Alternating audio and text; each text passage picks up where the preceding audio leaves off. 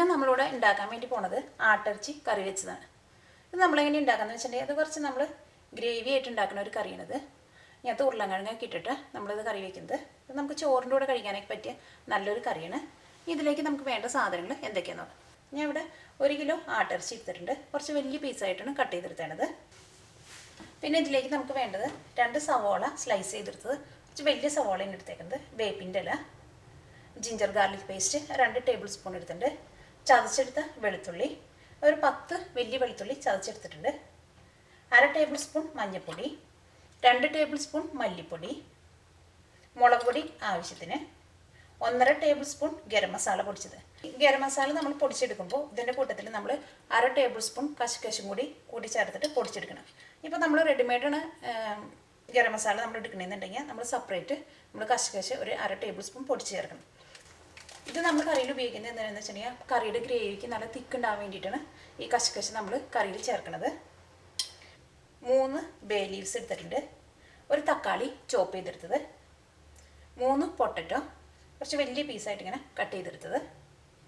ഇനി ഇത് നമ്മളതിനെ കറി വയ്ക്കാമെന്ന് വെച്ചിട്ടുണ്ടെങ്കിൽ ആദ്യം തന്നെ നമ്മളൊരു മസാലയൊക്കെ ഉണ്ടാക്കിയിട്ട് ഗോട്ടിനെ നമ്മൾ അതിനകത്തിട്ടിട്ട് ഒരു 3/4 ഭാഗം വേവിച്ചെടുക്കും. ഒരു 3/4 ഭാഗം വേവായി കഴിയുമ്പോൾ നമ്മൾ അതിലേക്ക് ഉരുളക്കിഴങ്ങ് ഇട്ടിട്ട് വേവിക്കും. അപ്പോൾ ആദ്യം തന്നെ നമുക്ക് ഗോട്ട് വേവിക്കാനുള്ള മസാല ഉണ്ടാക്കാം.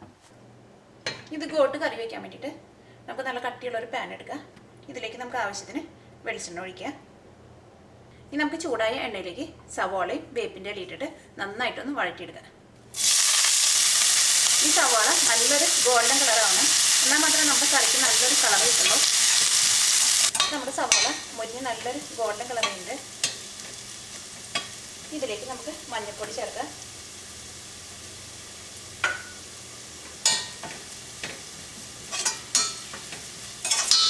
അപ്പോൾ മഞ്ഞൾപ്പൊടി മുരിഞ്ഞിട്ട് നല്ലൊരു സ്മെല്ല് വരുന്നുണ്ട്. ഇതിലേക്ക് നമുക്ക് ജിഞ്ചർ ഗാർലിക് പേസ്റ്റ് ചേർക്കാം, വെളുത്തുള്ളി ചതച്ചത് ചേർക്കാം.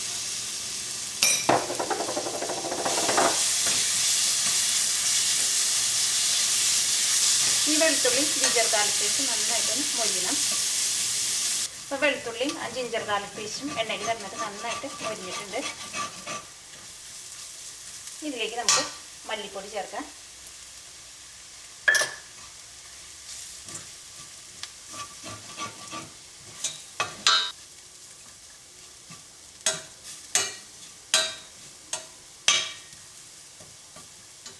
ഇനി നമുക്കിതിലേക്ക് മുളക് പൊടി ചേർക്കാം, ഗരം മസാല പൊടി ചേർക്കാം. ഇത് നന്നായിട്ടൊന്ന് മിക്സ് ചെയ്യാം. അപ്പോൾ നമ്മുടെ മസാലകളെല്ലാവരും എണ്ണയിൽ കിടന്ന് നന്നായിട്ട് മുരിഞ്ഞിട്ടുണ്ട്. ആ മസാലയുടെയൊക്കെ പച്ചക്കുത്തൊക്കെ പോയിട്ടുണ്ട്. ഇതിലേക്ക് നമുക്ക് തക്കാളി ചേർക്കാം, ഉപ്പ് ചേർക്കാം,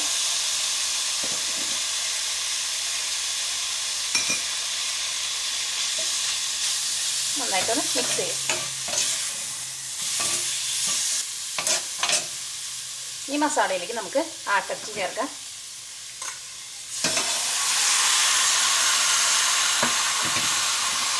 അപ്പോൾ മസാലയ്ക്ക് ഇറച്ചിയിൽ നന്നായിട്ട് മിക്സ് ആയിട്ടുണ്ട്. ഇതിലേക്ക് നമുക്ക് ഇറച്ചി വേവാൻ ആവശ്യത്തിന് വെള്ളം ഒഴിക്കാം.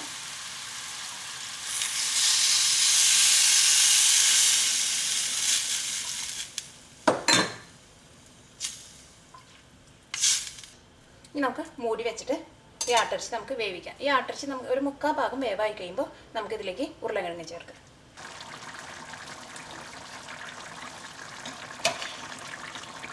അപ്പോൾ കറി നന്നായിട്ട് തിളച്ചിട്ടുണ്ട്. നമുക്ക് ഇടയ്ക്ക് കറി ഒന്ന് ഇളക്കി കൊടുക്കണം. ഇതിലേക്ക് നമുക്ക് ബേ ലീവ്സ് ചേർക്കാം.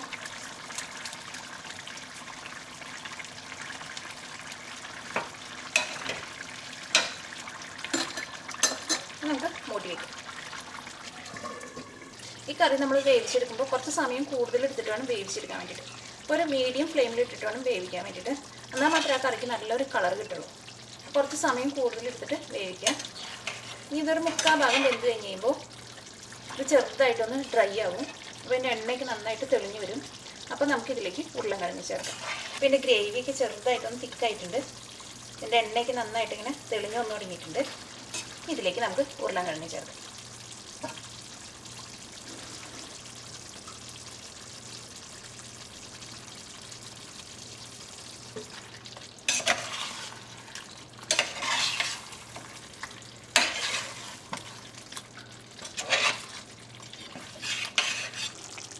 ഉരുളൻകിഴങ്ങ് ഗ്രേവിയിൽ നന്നായിട്ട് മിക്സ് ആയിട്ടുണ്ട്.